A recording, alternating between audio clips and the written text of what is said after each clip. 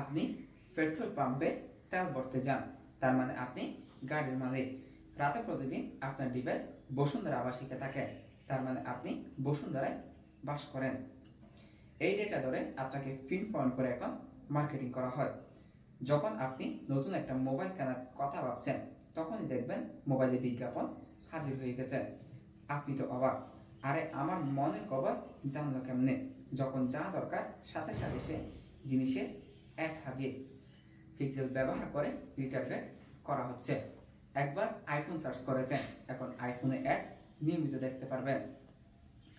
আপনার data driven digital marketing এর কথা হরহামেশাই শুনে থাকি, কিন্তু এখন তো শুধু ডেটা নয়, আর ইনডেপথ নিয়ে নলেজ ড্রিভেন মার্কেটিং করা হচ্ছে। শুধু ডেটা এনাফ নয়, অন্য ডেটার সাথে মিলিয়ে প্রমাণ নলেজ নিয়ে মার্কেটিং করা হবে। ধরুন আপনি প্রতিদিন 4000 ক্যালোরি খাবার খান, এটা হচ্ছে ডেটা। আপনার হাইট অনুযায়ী, ওয়েট অনুযায়ী খেতে হবে 3000 ক্যালোরি, এটা হচ্ছে ইনফরমেশন।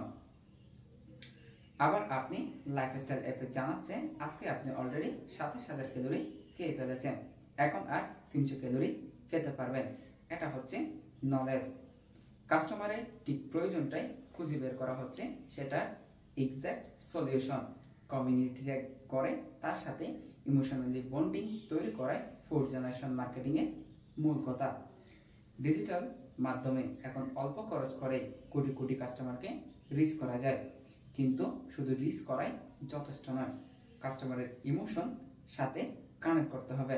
ডিজিটাল মাধ্যমে অ্যাড এবং কাস্টমার খুব কাছাকাছি অবস্থান করে।